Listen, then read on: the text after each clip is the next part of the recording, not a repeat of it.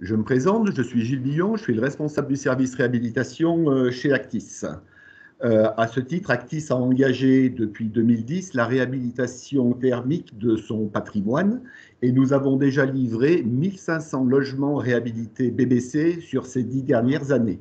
Voilà, donc nous avons une certaine expérience de nos réhabilitations passées. Nous avons notamment réhabilité les 3 tours de Mistral qui sont dans votre quartier et auxquelles on a redonné une nouvelle allure.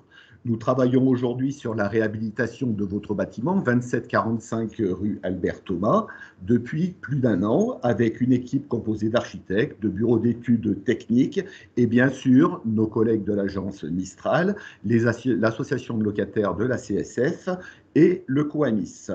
Nous allons vous présenter les travaux principaux qui seront réalisés sur votre bâtiment. Et c'est un chargé d'opération qui va superviser l'ensemble de cette opération. Je vous remercie de votre écoute. Bonjour à tous, je suis Damien Filécoche, je suis chargé d'opération au sein du service réhabilitation d'Actis depuis 2009. Donc ça fait déjà un petit moment que je suis des opérations de réhabilitation et notamment de réhabilitation thermique comme celle qui va avoir lieu sur votre bâtiment. Donc je vais vous présenter la première partie des travaux. Je partage le PowerPoint.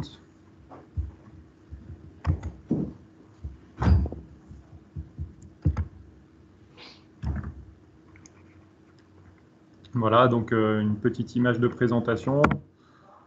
Ensuite, c'est pour vous présenter les différentes vidéos qu'il y aura sur l'ensemble du projet. Donc là, la vidéo qui va suivre, c'est celle qui concerne les travaux d'amélioration thermique.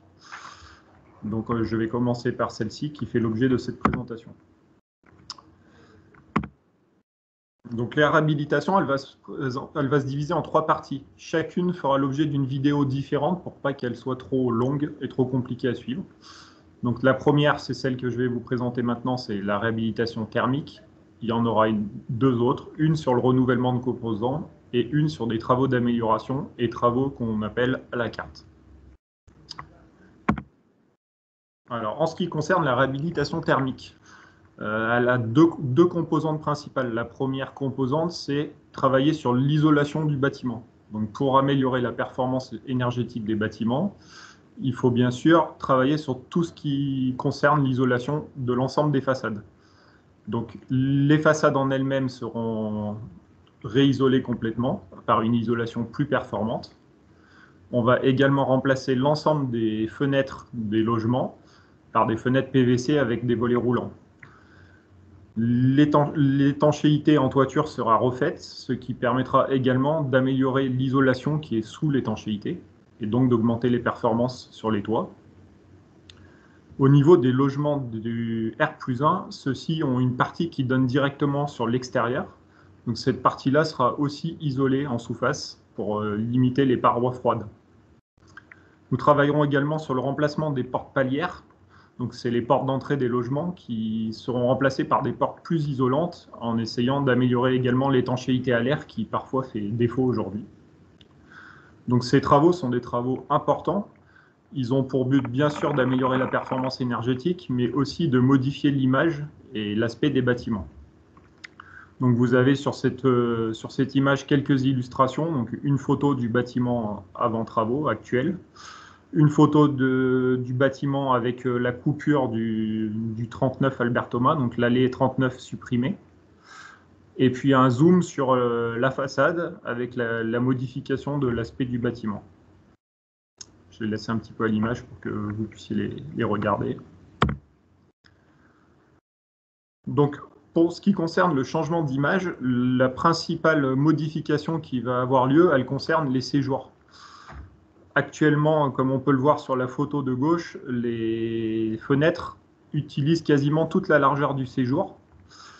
Il est prévu dans la suite, après réhabilitation, de changer cet aspect et de revenir à quelque chose de plus classique avec une porte-fenêtre et une fenêtre. Donc on peut voir sur les images un petit travail qui a été réalisé pour montrer l'avant-après. Donc sur la deuxième image, c'est une représentation de l'état actuel. Et sur la troisième image, la porte-fenêtre et la fenêtre. Donc, on a fait attention à ce que la surface vitrée totale soit conservée lors des travaux. Donc, il n'y a pas de réduction de surface vitrée. Ce qu'on perd au milieu, on le retrouve en partie basse de la porte-fenêtre. On a même plutôt une augmentation de la surface vitrée. Derrière cette porte-fenêtre, il y aura un garde-corps qui fait office de barrière, qui sera en verre dépoli. Ça veut dire que c'est un verre qui laisse passer la lumière, en tout cas en partie la lumière, mais qui ne permet pas de voir dans le logement depuis l'extérieur. Les positions des fenêtres et des porte-fenêtres ne seront pas toujours comme sur cette image numéro 3. Parfois, la porte-fenêtre sera de l'autre côté et on inversera les deux menuiseries, ce qui permettra de changer l'image en façade notamment. Pour ce qui est du garde-corps en verre dépoli, vous pouvez voir sur la dernière image, la 4e, un exemple de garde-corps qui ont été mis en place récemment sur le quartier Bajatière, pour que vous ayez une idée du rendu que ça peut donner. La deuxième partie qui permet de travailler sur la performance énergétique, c'est de travailler sur les équipements techniques. Donc ces équipements techniques, il y a dans la sous-station tout ce qui permet d'améliorer la production de chaleur. Après, il y a tout ce qui est réseau. Donc le réseau de chauffage, lui, sera complètement réisolé pour avoir une isolation plus performante. Les réseaux d'eau chaude ne seront pas seulement réisolés, ils seront aussi remplacés complètement puisqu'ils sont dans un mauvais état et qu'il est nécessaire de les remplacer. Pour le fonctionnement du réseau de chauffage et pour améliorer ce fonctionnement, il y a plusieurs choses qui sont prévues, notamment de nettoyer les réseaux, de reprendre l'intégralité des réglages. Donc pour ça, on va changer les vannes qui ne sont plus performantes, et rééquilibrer le réseau pour qu'on ait un chauffage homogène dans l'ensemble du bâtiment. Dans les pièces des logements, on va rajouter des robinets thermostatiques, ce qu'on peut voir sur l'illustration en haut à droite. Donc c'est des robinets qui permettent de baisser automatiquement le chauffage lorsque la température est suffisante dans la pièce. Donc ça permet de limiter les surchauffes et donc les surconsommations d'énergie. Enfin, il est important de rénover la ventilation, notamment parce qu'on aura un bâtiment plus étanche à l'air, mais aussi parce qu'une ventilation qui tourne en continu, c'est de la chaleur qui sort à l'extérieur. Donc on va mettre en place une ventilation qu'on appelle hygroréglable. C'est une ventilation en fait qui permet d'adapter la quantité d'air qui est renouvelée au nombre d'occupants et à l'usage du bâtiment, du logement notamment. Donc l'air est toujours évacué dans les pièces qu'on appelle humides, c'est-à-dire les cuisines, les salles de bain et les WC.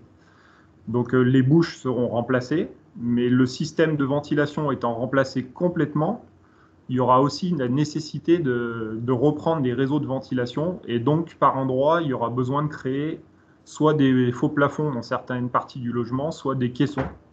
Ces choses-là seront détaillées avant travaux, quand on aura finalisé les études. Donc, le but de cette réhabilitation énergétique, c'est d'obtenir un label bâtiment basse consommation moins 20%.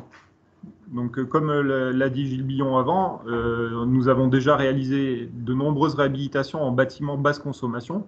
Celle-ci a un objectif plus ambitieux, puisqu'on avance dans le temps et on améliore les techniques de travaux. Donc l'amélioration de l'isolation, de l'étanchéité à l'air et des équipements techniques va augmenter le confort dans les logements. Elle va aussi permettre de faire baisser les consommations d'énergie et donc de réduire les charges de chauffage. À ce stade des études, on n'a encore en première partie d'études, il y a encore beaucoup de choses à travailler, mais on peut estimer que les charges énergétiques, donc chauffage eau chaude, baisseront d'environ 20 à 25%. Il faut noter que pour réaliser ces travaux, il est possible qu'un financement soit mis en place. Ce financement, qu'on appelle troisième ligne de quittancement, est une contribution financière du locataire qui correspond au maximum à 50% des économies d'énergie estimées. Voilà, je vous remercie de votre attention et nous vous présenterons dans la foulée les autres parties de la réhabilitation. Au revoir.